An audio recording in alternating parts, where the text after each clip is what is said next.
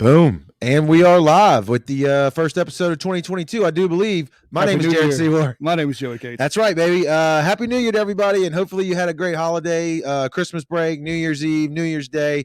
We're back. We're ready to roll through 2022, bringing you some more killer episodes. You keep watching and listening, and we're going to keep recording them. So we got a great episode for you today. In the studio is Mr. Tommy from Gulfport Boardsports, man. We're going to be talking about all kinds of cool stuff to do outdoors on the water.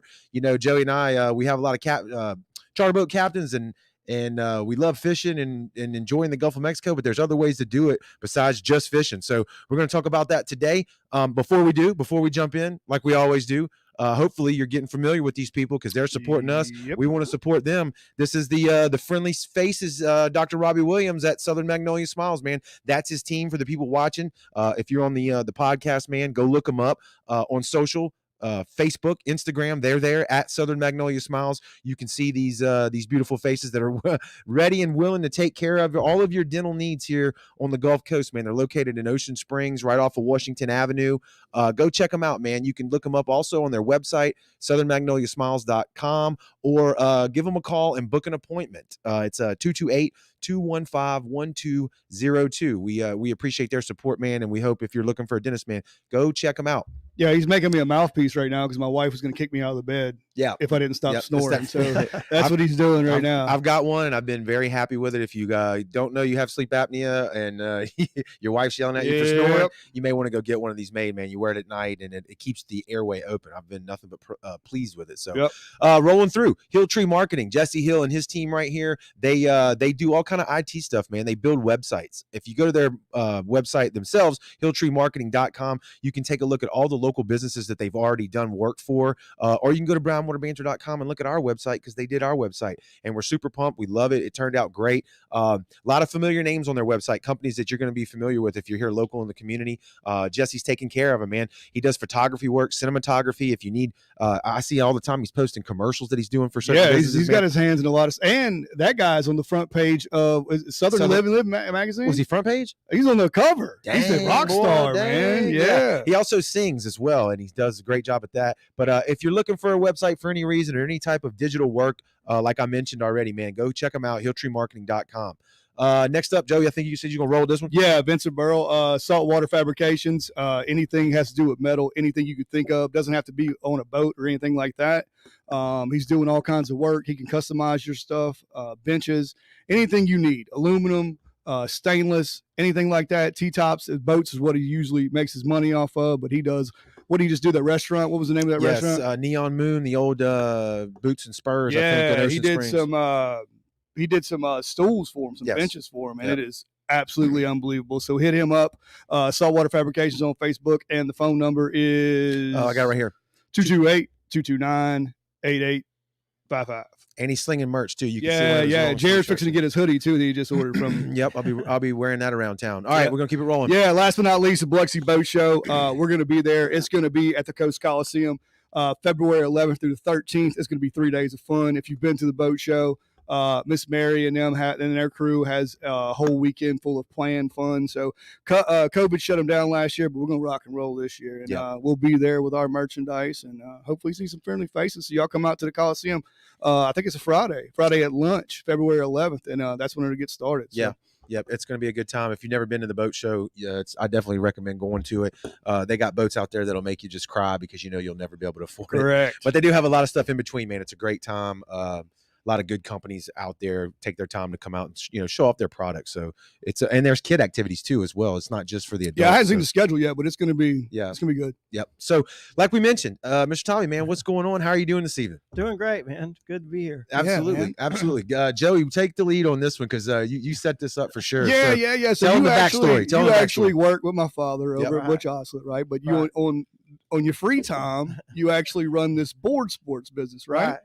So tell us a little bit about how you got into this and in your background of it. Well, our background, my wife and I started windsurfing back in 1984. And then around 89, it was just hard to get parts. There was really the local place went out of business or wasn't in business anymore. So I started selling all the equipment in 1989. That's why GBS 89, I'm trying to shorten the name up some. That's what's on your shirt. Nice. I like that. But then So we've been windsurfing for that long. Then in 99, 2000, kiting came around, kiteboarding. Okay. So I started kiteboarding. I've been doing that for a while now.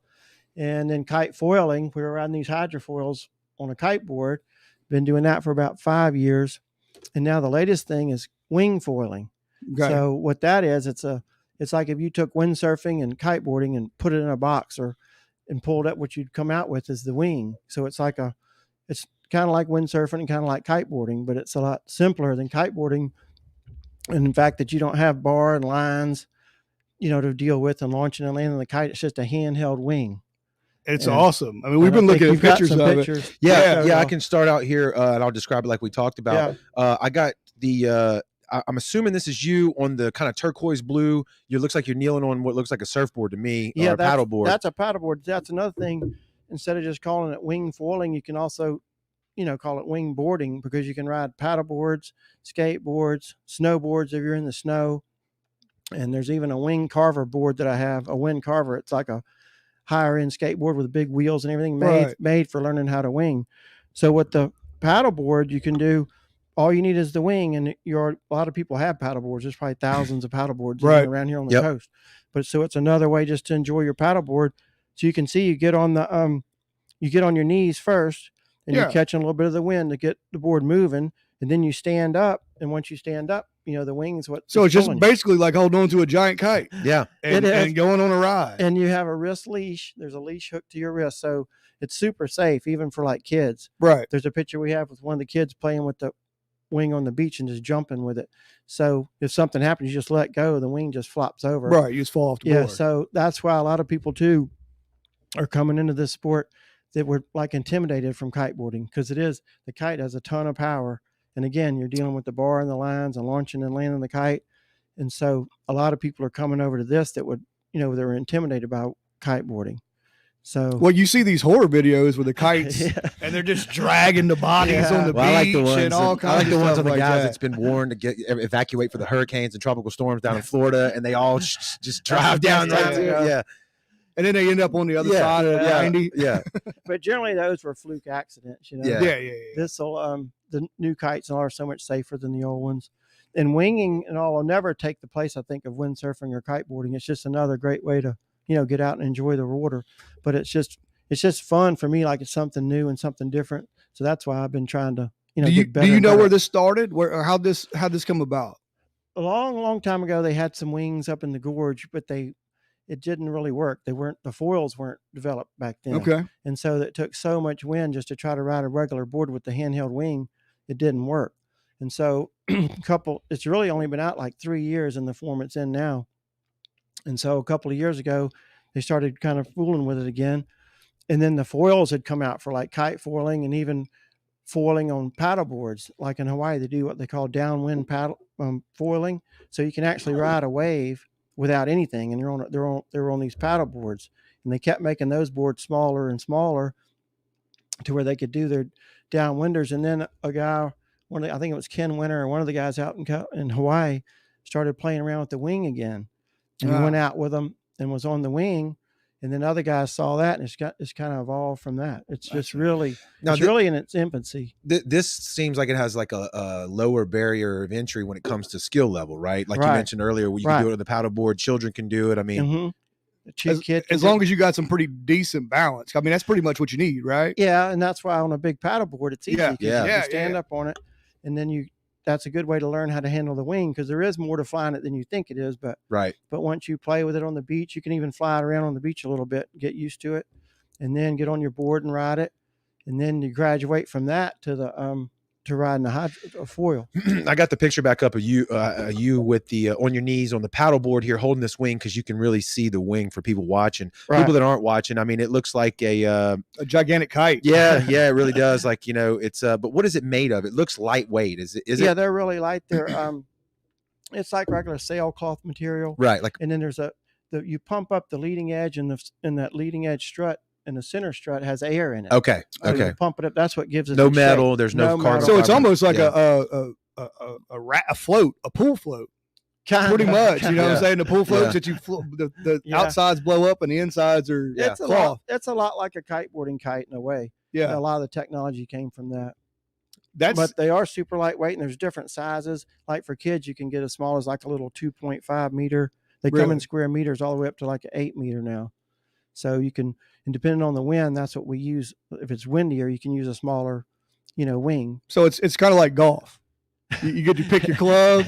You get to, if it's only blowing about 5 miles an hour, use a different wing. If it's blowing 20 miles an hour, use a different wing. Yeah, and if you weighed 100 pounds versus somebody that weighs 200 pounds, you're going to have two different sizes, right? Because you need bigger if you're heavier. Yeah. Oh, Brandon Bailey's in the comments. He says Tommy is the man. What's up, Brandon? What's up, Brandon? Good to see you. Wait, now that you're on that, what's the biggest person you've ever seen do one?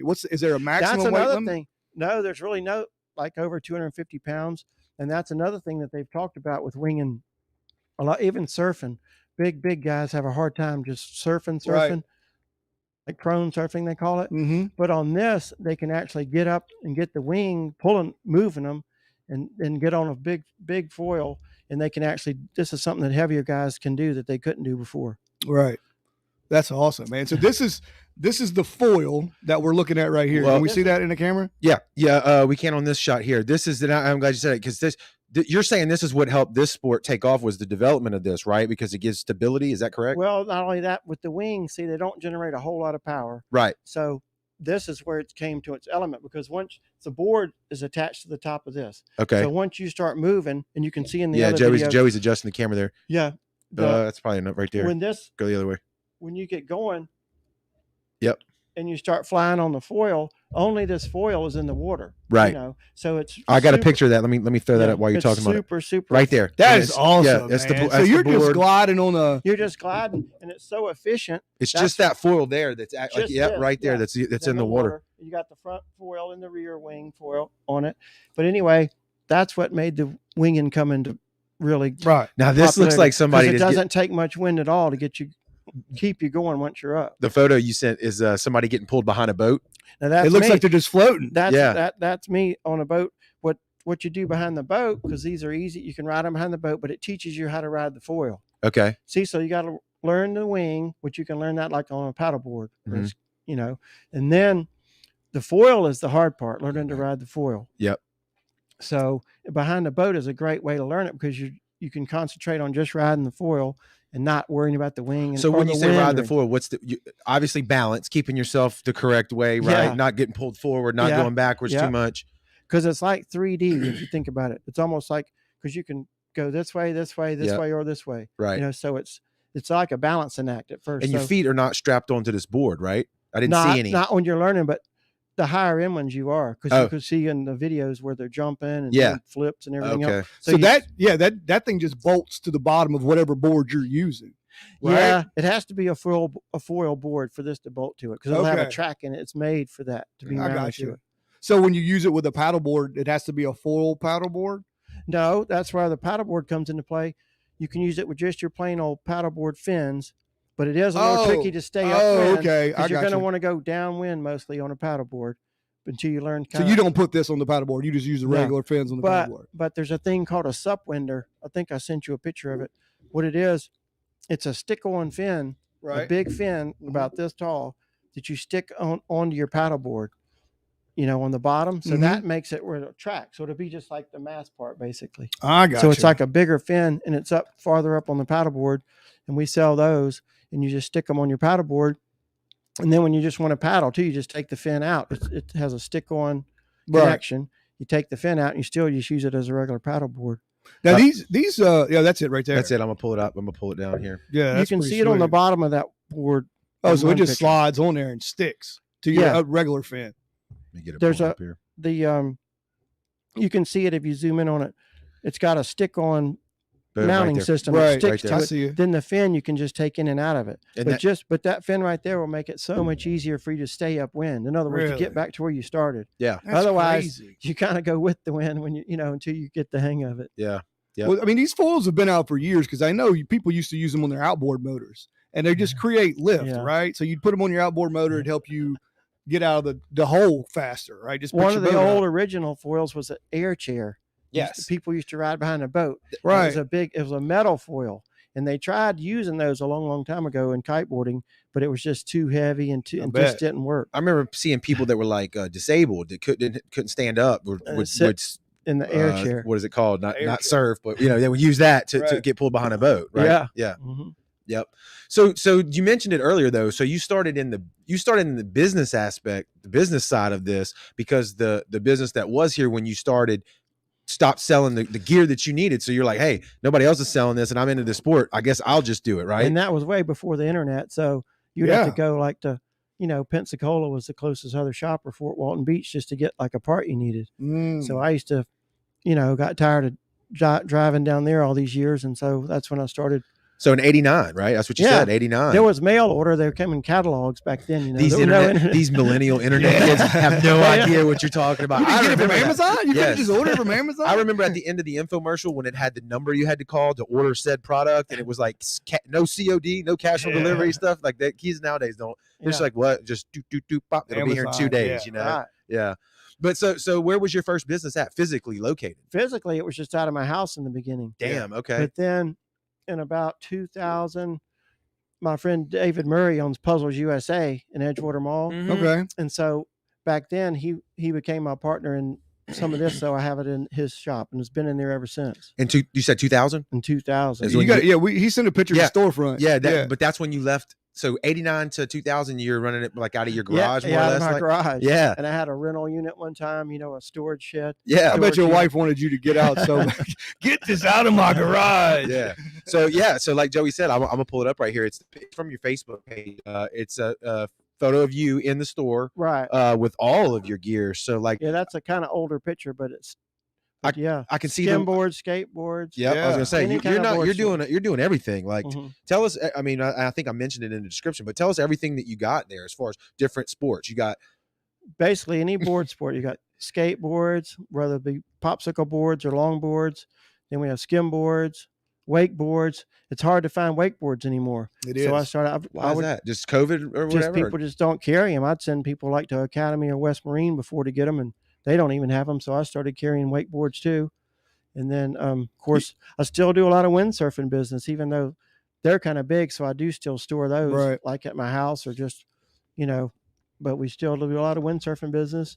And then, of course, the kiteboarding came along. Yeah, that got big, didn't it? I mean, kiteboarding's still huge. Yeah. It's the biggest part of my business still. But the winging, industry wide in the last couple of years is really starting to overtake even some of the kiteboarding shops. And yeah, I mean, if it's easier for people to do, you're going to get more people that can do it. It's a bigger market. When we first started, we were kneeboarders first.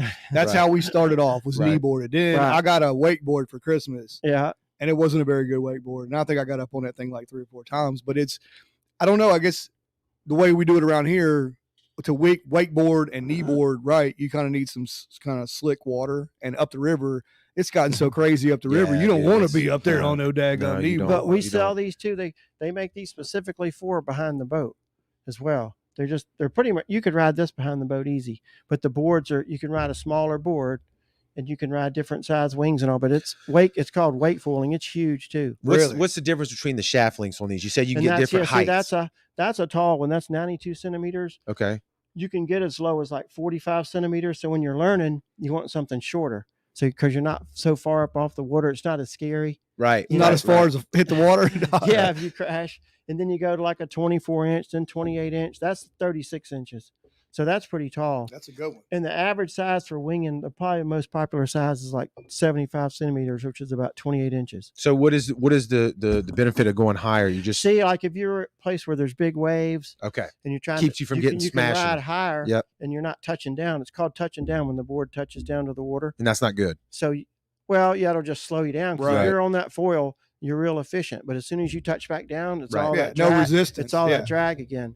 So it's just, you want to just balance, and stay above the water, but you don't need it to be that tall, Yeah. And the drawback here to a lot of this foiling in general is how shallow our beach is. Mm-hmm. So like if you're going to use that mast, you're going to walk way to the poles to even start. So we'll use shorter masts in shallower water too. It allows you to go in shallower water. And you got all this in stock at your store? Yeah. Oh yeah. Yeah. And when people come in and they're just first starting off, you start them off with a starter kit. Is there a starter kit? With a smaller mast and usually a big wing. The bigger, these are called wings. The front foil, a big foil is easier to ride and it goes slower. You don't need something that's really high end and really fast.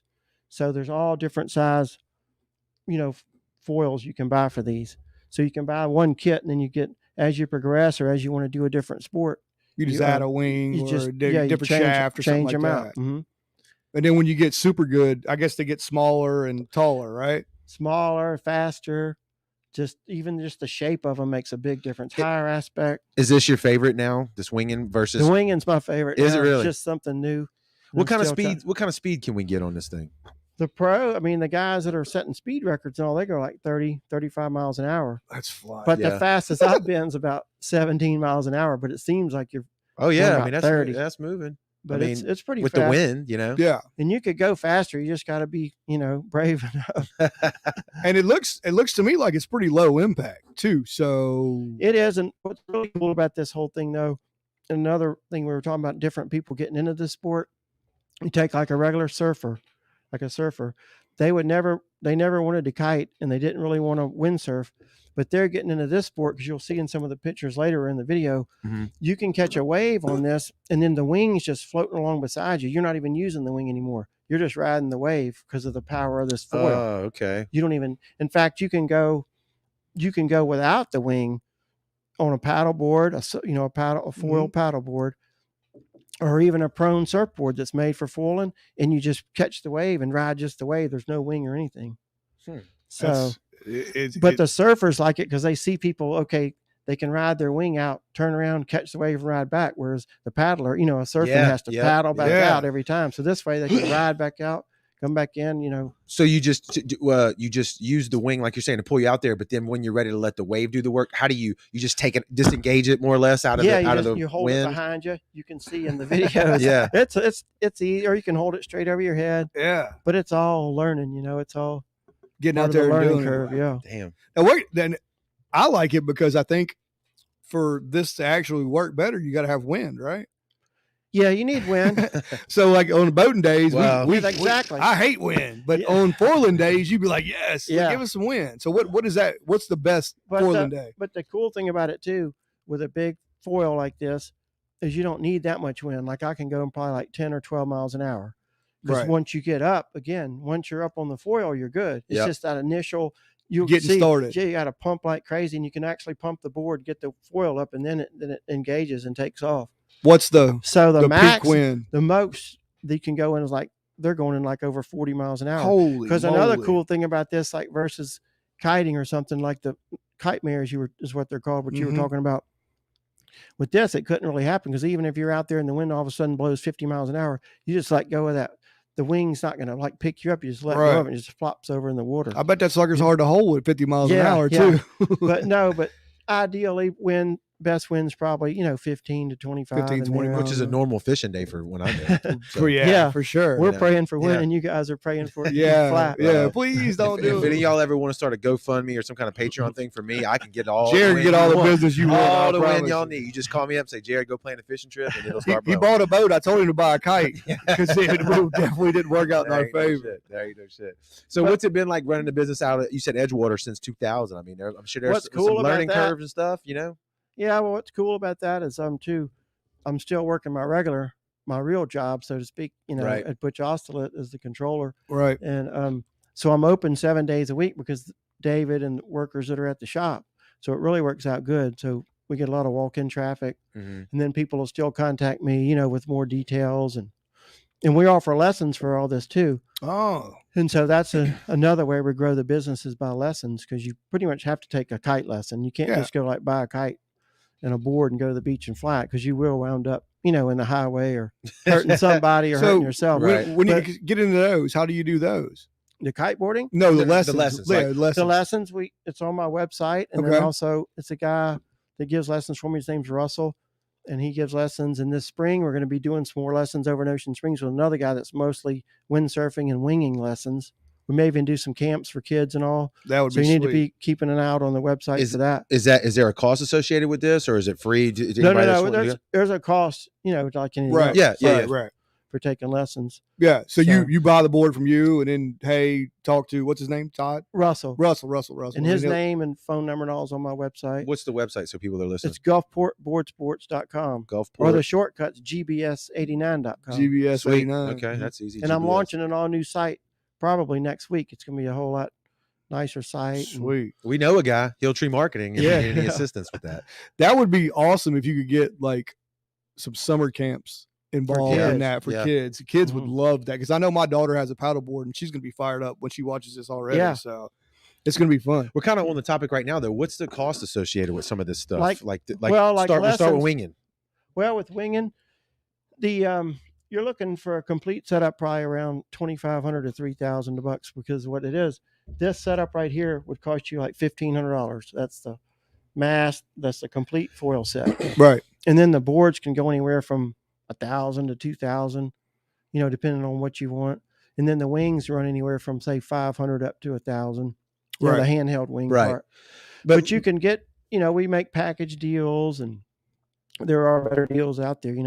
If you buy a package, and so it's. But once you buy it, you don't need gas. You don't Right. need. Yeah, as long as the wind blows, which blows all the time down here. And like you mentioned, though, I mean, if you already own a paddleboard, Yeah, you could get in for $500-$600, yeah, right? just a wing. Yeah. And I've got some coming in a couple of months that are actually designed for paddle boards, and they're going to only be like $400. There you go. I mean, And, what better way to enjoy the and for outdoors than kids. something like that, It's just another way to ride your paddleboard instead of paddling, Yeah. especially when it's breezy. Paddling's not any fun. No. Anybody that has a paddleboard knows. So you can get out there with the wing and play around with it, and your kids can play with it, and enjoy it too. Yeah.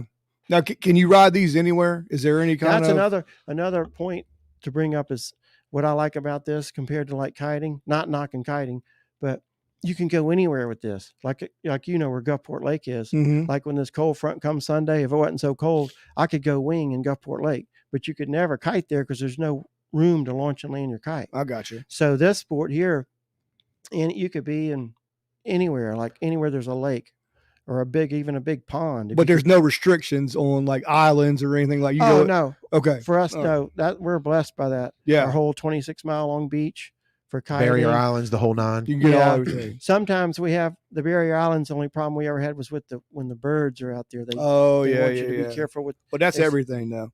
You Yeah. can't even pull your boat up next to them. Yeah. Lease turns. Yeah. Yeah. Yep. So, but no, we're wide open because a lot of parts of the country are restricted, especially for kiting.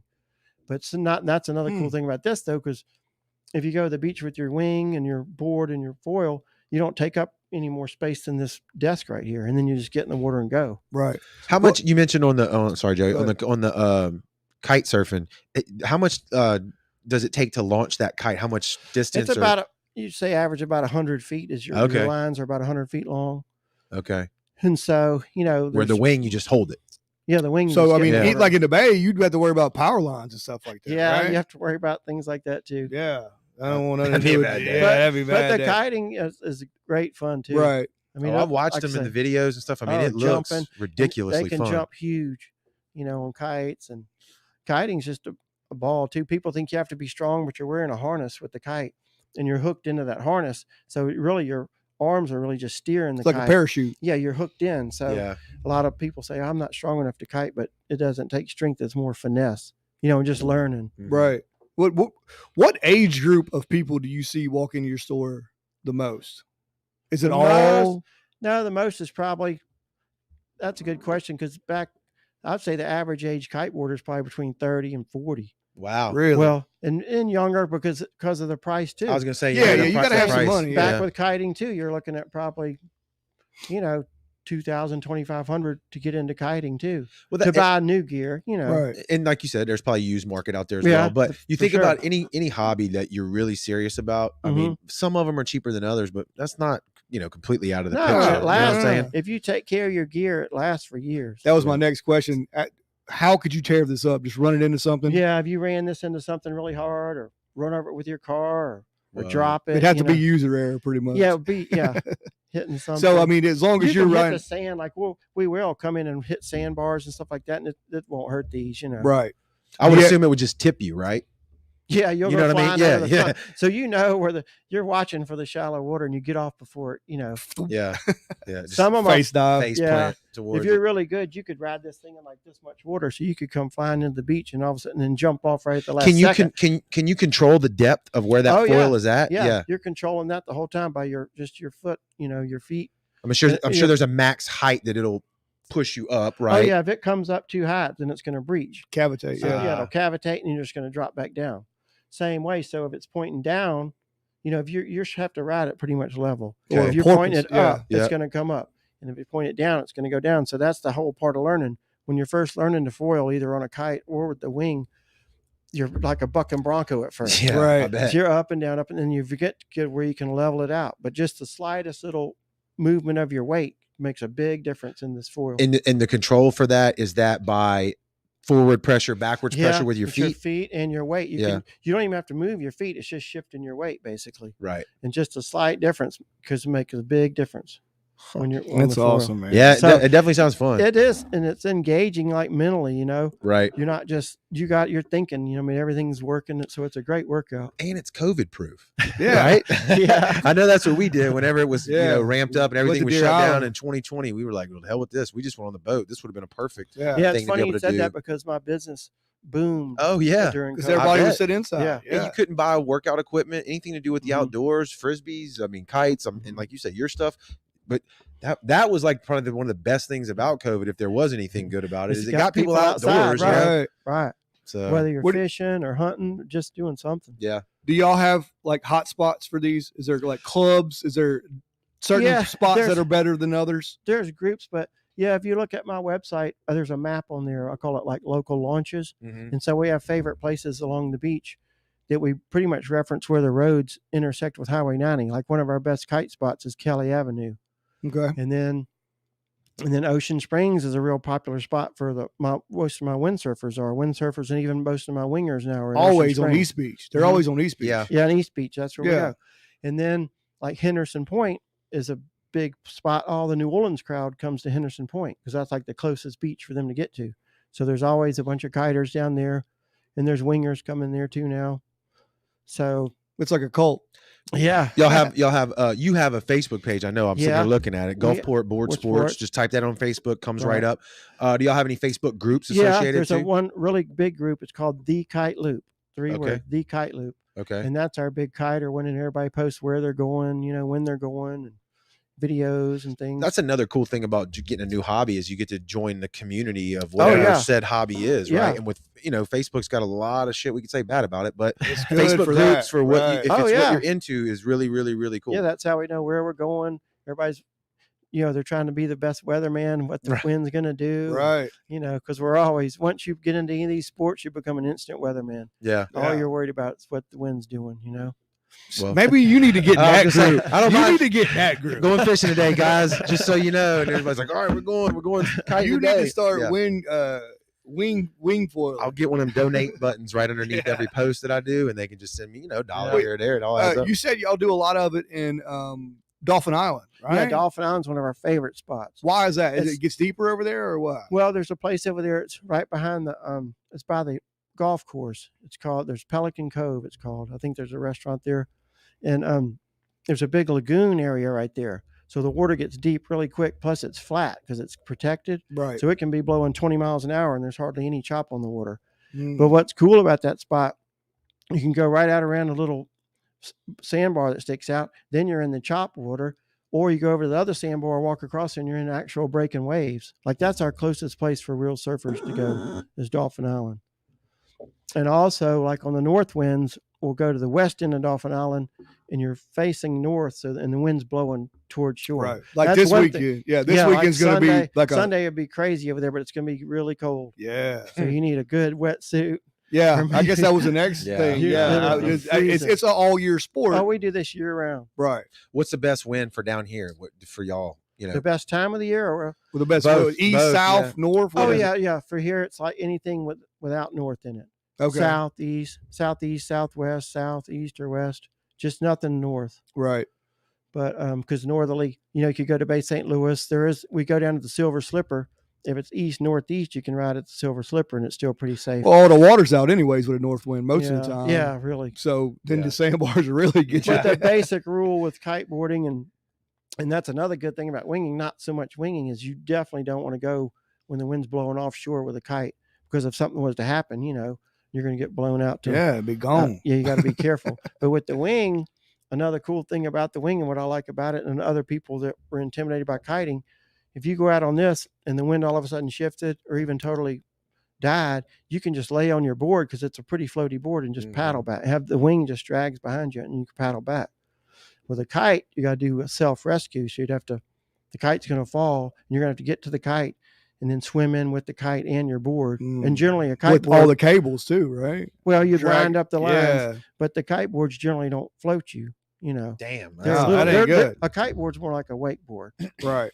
But another cool thing about kiting is you can ride, you learn on a twin tip board that looks like a wakeboard, but you can ride surfboards, you can ride skim boards.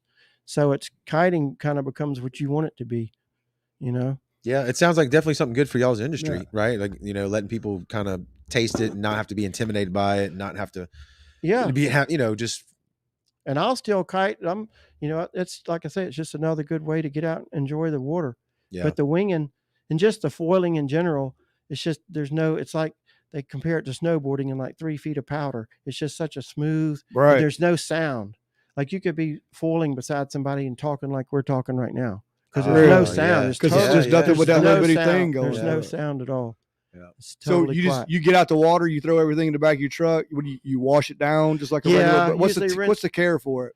Like this, I would always rinse off this. This is all aluminum, but it's real high grade. It doesn't corrode. I've never had this brand corrode at all. But you can get all this too, pure carbon fiber. But to answer your question, you just rinse it off and rinse your board off. The wing or the kite, you don't really rinse. Okay. And what do you store? Do you take the air out of it to store it, or do you blow it back up again? No, you take the air, you deflate the kite with the wing, and then you roll it up. It fits into like a backpack. Okay. Yeah. That was my next question: is how are you going to store these? You just hang this on a wall right there. Take the fin off. You take it apart. It has a case. You can take everything apart and store it. So it just fits in a little storage. Because another thing we use, you guys are probably familiar with it, called Tef gel or any kind of a lubricant, but these bolts, they're aluminum, or not aluminum, but stainless steel bolts and things in here.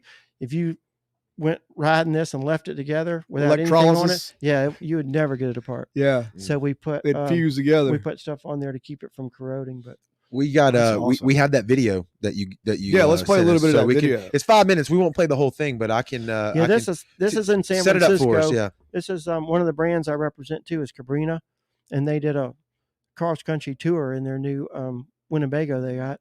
And this is in San Francisco, one of their stops they made. And winging's huge in San Francisco.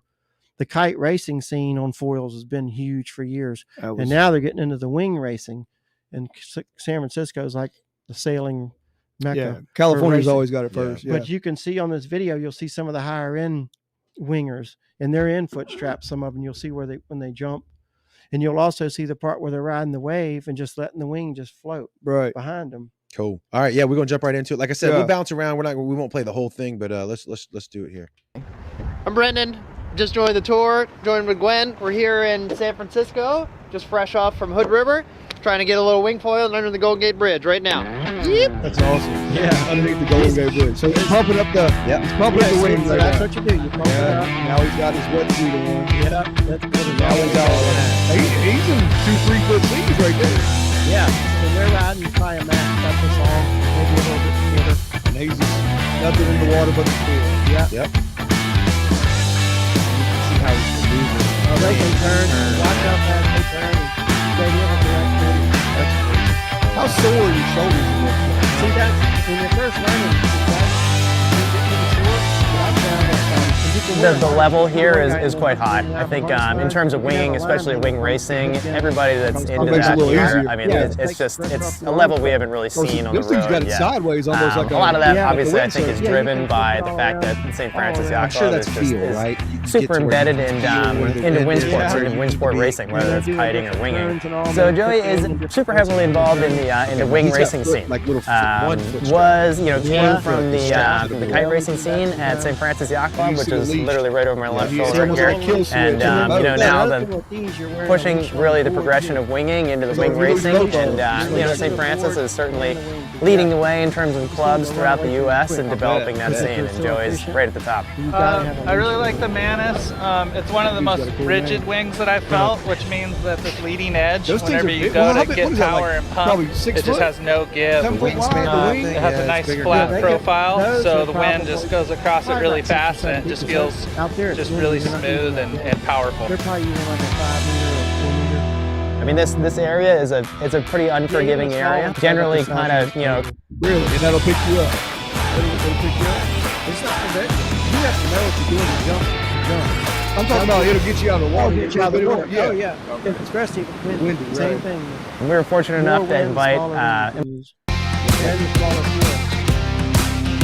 Dude, holy moly! Yeah, he's like 2 foot out of the air. And when you were asking about the age, and you stopped at the age for them, anywhere from like 10 years old to 80 years old. I was just as soon as winging came around, I'm like, I want to do that. I know this is super cliche, but it's like as long as I got the body strength to hold the wing, they should be able to do it. So good when you're like that, and it's also like landing the good trick, or a new trick, or sending a big air. Yeah, It's like just so feels so good. But there's kids getting into this like crazy. All right, now we get to see him actually get. Yeah, watch him. He's got like a little. Start on his knee. Oh, I see what you're talking about pumping. He's pretty much just like push and pull. What is that little stick with? Like, is that a GoPro mount? Yeah, that's GoPro. Okay. Yeah, that's what his camera. Yeah. Dude, he's up there. Yeah, and to be able to do that right here in the Gulf of Mexico, I mean, that's. This place is. Yeah. It's a super cool, fun place to ride, and definitely looking forward to coming back. That's the thing about it. You don't have to have waves. You just need wind and water. That's awesome. So that's what, for kiting and for foiling it, and even for windsurfing too. Where's the closest competition? Is it all in California, or is it coming this way? No, there's some in Florida. Yeah, I would think Florida down around huge, Cocoa Beach, right down in that area. They've already had some wing competitions and stuff. That's it. Competition wise, is there stuff you can enter in? Or do they do speed or what? It's mostly racing. Okay, and then they call it freestyle, which is mostly tricks. Yeah, that'd be sweet. So you go out, yeah. That's awesome, man. But we may get some of that going on here. We just never have, Yeah. gotten any. We've had some windsurfing events a long time ago, but we probably will need. We're going to try to get some kiteboarding events and some winging events eventually. Oh, we're getting more and more people into winging. There's probably between New Orleans and I have a big group of wingers that are down in Panama City. Yeah, but I would say just on the coast from New Orleans to here, there's probably about maybe 20 wingers now. Really? But it's growing quick, Yeah. More and more people. I've sold new sets to people that, have never done any of it before. So awesome. It's probably the quickest, easiest way to get into a wind-driven sport. Do you have any used gear at your store, or is it all new? It's all new at the store. Yeah. But I do have stuff that like demos like that I've used a few times and sell that. And then I take stuff on trade all the time. So you can always check with me when you're looking for something. Yeah. Well, let's send the people to where they need to go. Yeah. Your Facebook page, I'm sure you're pretty active there, right? Gulfport Boardsports. Same thing. Yep. Just type it right into Facebook and then you tell us your website one more time. It's gulfportboardsports.com. That's or awesome. like I say, if you can't remember all those letters, it's GBS89.com. GBS89.com. And I'm launching an all new site probably next week. It's going to be a lot simpler and better. There you go. And go to the mall. I was going to say, if they want to talk to you. Our cards are in there. My instructor's cards are in there. And then, like I say, this spring, we're going to really go big in the lessons with winging over in Ocean Springs. East Beach area? East Beach area, exactly. Perfect. That's awesome. Well, man, we appreciate your time. Come and sit down and talk with us. Awesome. That's great. It's right in our wheelhouse. Anything else that can promote the outdoors and the use of the Gulf of Mexico in a positive way. Zero carbon emissions. That's right. Right. Minus what they were making the thing. But the message I like to leave people is that no matter what you do, just get out and do something. Get off the couch and go do something and just live your best life, because people, you don't know you can do anything till you try. That's right. Even if it's fishing, hunting, walking. Yep. And anything. Joining a community, no matter what it is, no matter if it's a sport or at a gym or whatever, man. And somebody will help you through. Yeah. And you demand to help them through. Yeah. Let's do this part. That's awesome, you guys can help them. Anything else? That's fishing, right. Whatever. That's right. Well, look, thanks again for your time. Yeah, we appreciate it. Yep. Thank you. And thanks everybody on the live stream, man. And thanks everybody in the podcast world for listening to us. Joey and I's got some more cool guests coming up, but we're going to try to do better this year. I think at scheduling stuff, maybe give people a little bit more of a heads up than a 10-minute warning, but I'm not making any promises. Hey, I put this one out pretty early. I put this one out around lunchtime. You did put the post but out. I messed up. Yeah, he called it water foiling. I call it water foiling. It's wing foiling. Or you can call it wing boarding and just ride any kind of board, skateboard. SUP board. Yeah, and we didn't really harp on that enough. Is like you can do this on land too with that wing. Skateboard, right? Yeah. That's another way to learn the wing is on the land first, on There the you skateboard. go. There And you I go. even have boards that are made specifically for this. It's called a wind Carver. So go check it out at the so shop. $400 or $500 you can get in the game and start rolling around. Right? Oh yeah. So even if you're allergic to water, you have no excuse. That's You right. can- You can do this on the concrete. That's right, man. All right. Thank y'all again. We'll see you on